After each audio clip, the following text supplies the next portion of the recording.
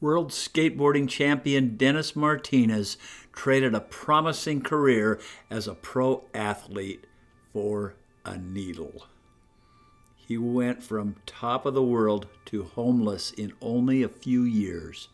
In this video, he tells of his rise, fall, and miraculous redemption.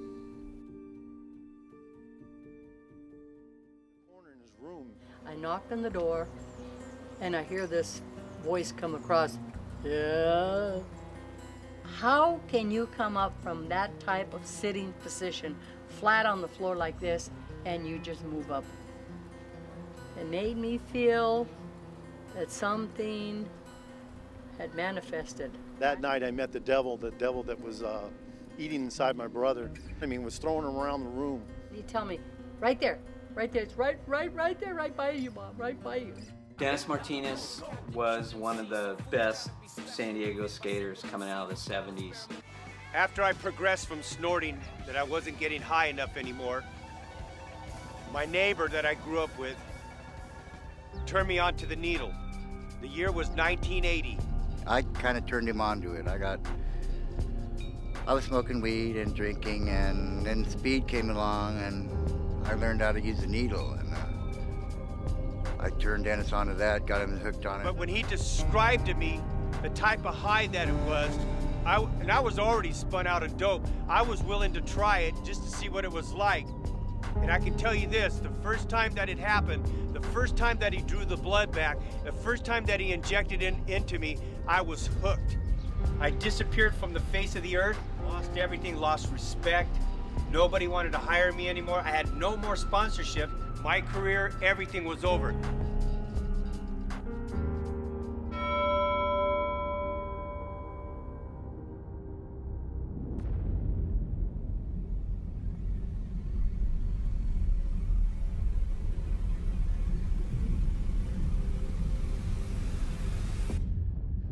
$1996, September 5th, it was my last run.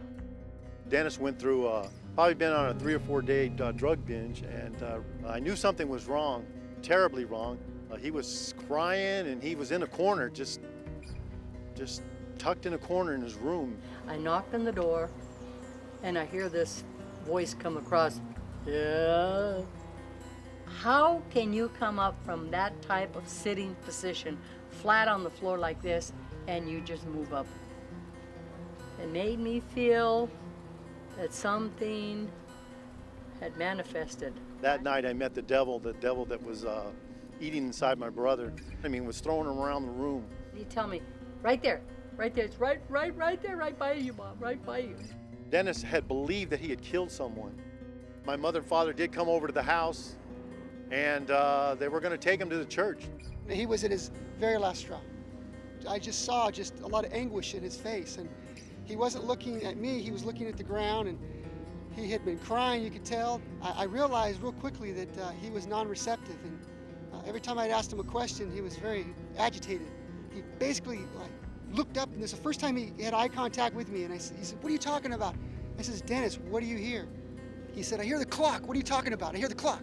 I said, "In the same way that you now have the discipline to hear the ticking of the clock, you now know that God, in the same way, has been speaking to you, and He has a plan for your life, and that there was this transforming moment, that he was never the same."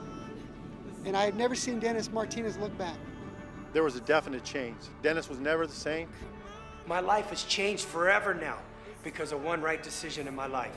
That he would volunteer his time at the Youth Crisis Hotline. He would come and say, whatever you want me to do, I'm there to help. Whatever it was, Dennis Martinez was there. You know, I've been 9 years clean and sober, and I keep repeating numbers because I keep tabs of every day walking clean and sober.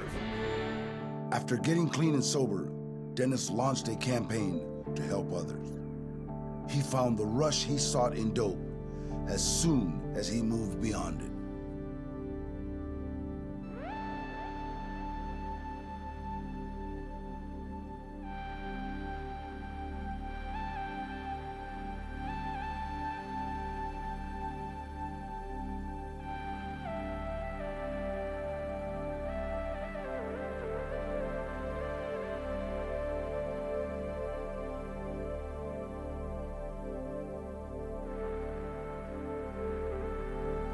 prison for going on 21 years now. 6 years, going on 7. 20 years. On 185 to life. I'm serving 11 life sentences. They say that I'll never be home again. Here at Calipatria State Prison, we have over 4,200 inmates. 80% of those inmates won't be going home. I'm a volunteer prison chaplain at a level 4 prison. Tell them about the Lord. Drugs, it only leads to prison or hell. Drugs, our gangs, our money, and all that is not the answer.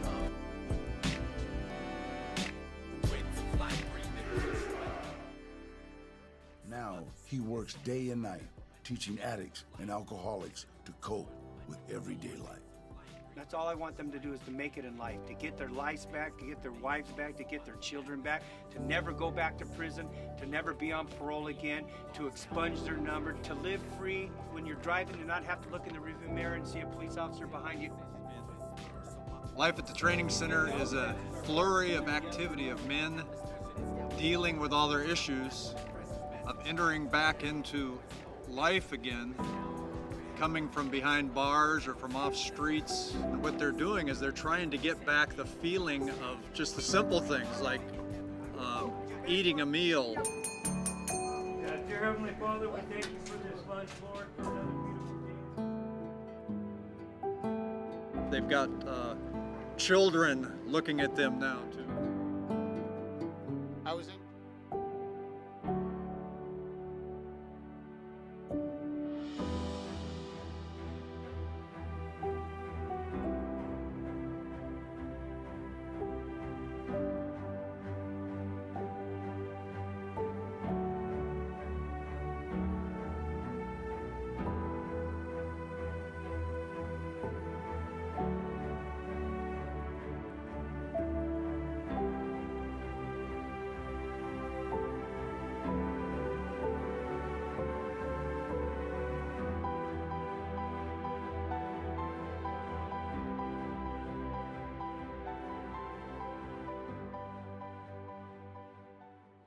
I should be dead. Absolutely dead. And I'm not, by the grace of God. I went to the training center. I've been here for the last 4 months. I just graduated. God has been working in my life. God has gave me back my wife. He gave me back my kids.